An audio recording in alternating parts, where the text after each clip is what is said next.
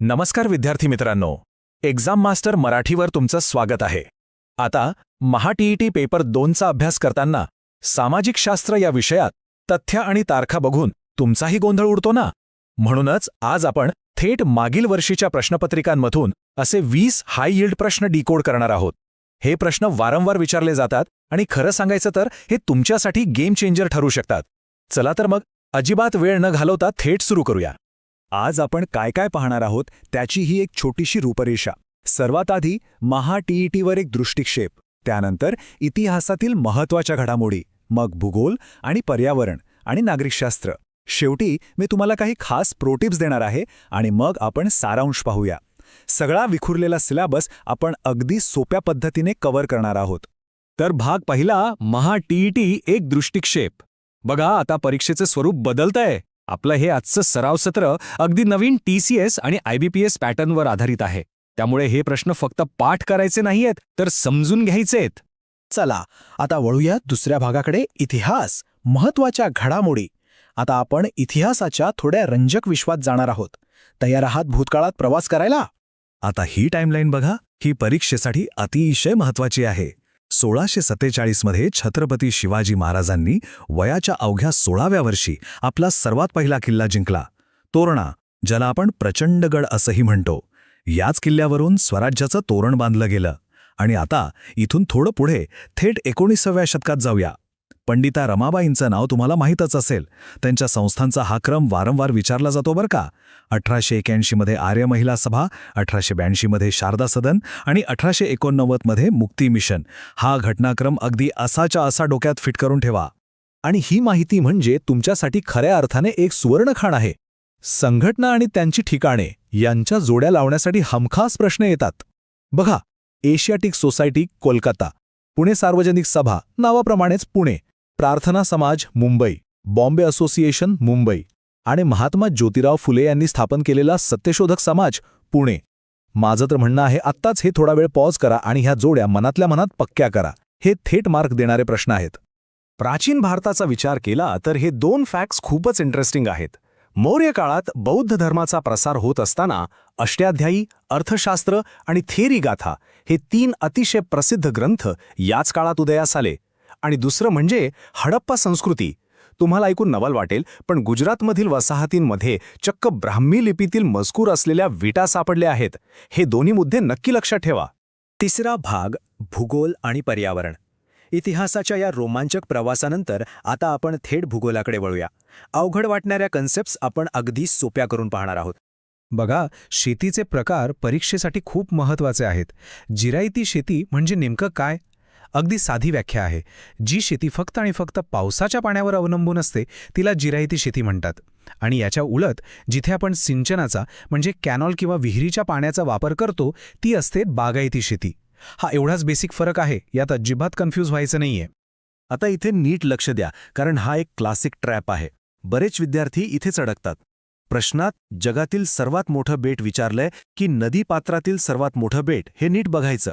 जगातील सर्वात मोठं बेट विचारलं तर उत्तर आहे ग्रीनलँड. पण जर नदीपात्रातील सर्वात मोठं बेट विचारलं तर उत्तर आहे माजुली, जे आपल्या ब्रह्मपुत्रा नदीत आहे.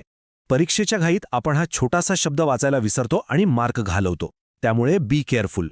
आता समुद्रशास्त्रातील ही एक अतिशय सोपी व्याख्या पाहूया. भूखंड मंच म्हणजे काय? तर आपल्या किनारपट्टीला लागून असलेला आणि समुद्रात बुडालेला जो सर्वात उथळ भाग असतो ना, त्याला भूखंड मंच असं म्हणतात. अगदी सोप्या भाषेत सांगायचं तर जिथे आपण समुद्राच्या लाटांशी खेळायला जातो तो उथळ भाग. याच्या पुढे मग खंडांतर उतार आणि खोल सागरी मैदान सुरू होतं. हे बघा, भारतातील लोकर उत्पादनात राजस्थानचं वर्चस्व किती प्रचंड आहे. देशातील एकूण लोकर उत्पादनापैकी तब्बल 45 ते 50% उत्पादन, विचार करा, निम्म्याहून अधिक उत्पादन फक्त एकट्या राजस्थानमध्ये होतं. आणि यातली आणखी एक महत्त्वाची गोष्ट म्हणजे राजस्थानमधलं बिकानेर हे शहर आशिया खंडातील सर्वात मोठी लोकर बाजारपेठ आहे. हा प्रश्न अनेकदा जसाच्या तसा रिपीट होतो बरं का. चला आता भूगोलाचा एक रॅपिड फायर राऊंड घेऊया, एकदम क्विक. उत्तर आणि दक्षिण भारताला वेगळी करणारी सीमारेषा कोणती? विंध्य पर्वतरांग. छोटा नागपूर पठाराचा सर्वात जास्त भाग कोणत्या राज्यात येतो? झारखंडमध्ये. शास्त्रीय उपकरणांच्या निर्मितीमुळे कोणत्या शहराला भारताची सायन्स सिटी म्हटलं जातं? अंबाला. आणि खग्रास सूर्यग्रहणाचा जास्तीत जास्त कालावधी किती असू शकतो तर तो असतो 7 मिनिटे 20 सेकंद. हे फॅक्ट्स अगदी तोंडपाठ करून ठेवा, हे तुम्हाला हमखास मार्क मिळवून देणार आहेत. भाग 4 नागरिकशास्त्र आणि राज्यव्यवस्था. भूगोल झाला. आता आपण बघूया आपला समाज आणि आपली शासनव्यवस्था नेमकी कशी चालते.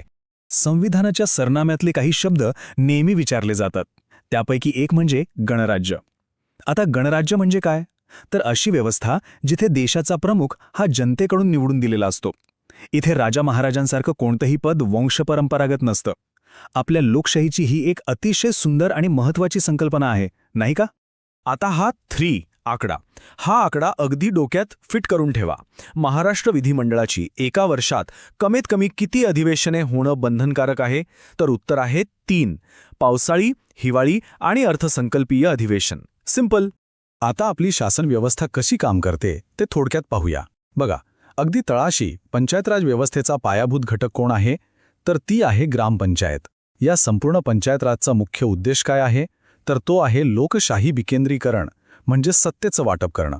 आणि ह्या रचनेत सर्वात वरच्या पातळीवर आपल्या देशात कायदे बनवणारी सर्वोच्च संस्था कोणती तर ती आहे आपली संसद.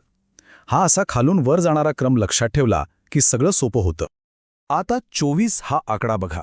जागतिक राजकारणात याला खूप महत्त्व आहे. 24 ऑक्टोबर हा दिवस संपूर्ण जगात संयुक्त राष्ट्र दिन म्हणजेच युनायटेड नेशन्स डे म्हणून साजरा केला जातो. आंतरराष्ट्रीय दिवसांवर हमखास एखादा प्रश्न असतोच, त्यामुळे ही तारीख विसरायची नाही. तर आता वळूया 5व्या भागाकडे, परीक्षेसाठी प्रो टिप्स. आता आपण या सत्राच्या सर्वात महत्त्वाच्या टप्प्यावर आलो आहोत. एक एज्युकेटर म्हणून मी तुम्हाला काही अशा टिप्स देणार आहे ज्या तुमचा परीक्षेचा ताण नक्कीच कमी करतील. या 3 प्रो टिप्स तुमच्या खूप कामी येणार आहेत. पहिली टिप, प्रश्नातली फसवणूक ओळखा. मगाशी आपण बेटवाल्या प्रश्नात पाहिलं ना, समुद्र विचारलाय की नदी, हे शांतपणे वाचायचं. दुसरी टिप, इतिहासातल्या ज्या संघटना आणि त्यांची ठिकाणे आहेत त्या एका कागदावर जोड्या लावून पाठ करा. यात आपले मार्क्स जायलाच नकोत. आणि तिसरी टिप, महत्त्वाची वर्ष, तारखा किंवा आकडेवारी नुसती वाचून सोडून देऊ नका, तर ती स्वतःच्या हाताने लिहून काढा. लिहिल्यामुळे ती माहिती मेंदूत जास्त काळ टिकते. ह्या साध्या ट्रिक्स वापरल्या तर तुमचा कॉन्फिडन्स नक्की वाढेल. आणि आता शेवटचा 6वा भाग, सारांश आणि पुढील वाटचाल. चला तर मग आजच्या या अत्यंत माहितीपूर्ण सत्राचा एक क्विक सारांश घेऊया. आज आपण खरंच खूप मोठा सिलेबस कव्हर केलाय. आपण छत्रपती शिवाजी महाराजांच्या स्वराज्याची सुरुवात आणि पंडिता रमाबाईंसारख्या समाजसुधारकांचं कार्य पाहिलं. भूगोलातील विंध्य पर्वत रांगेसारख्या सीमा आणि शेतीचे प्रकार समजून घेतले. शिवाय पंचायतराज आणि राज्यव्यवस्थेचा पायाभूत घटक कोणता यावरही आपण चर्चा केली.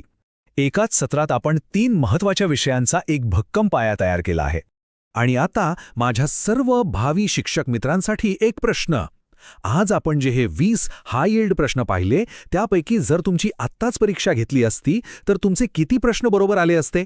स्वतःचं मूल्यमापन करा आणि तुमचा जो काही स्कोर असेल तो मला खाली कमेंट्समध्ये अगदी प्रामाणिकपणे आणि अभिमानाने सांगा.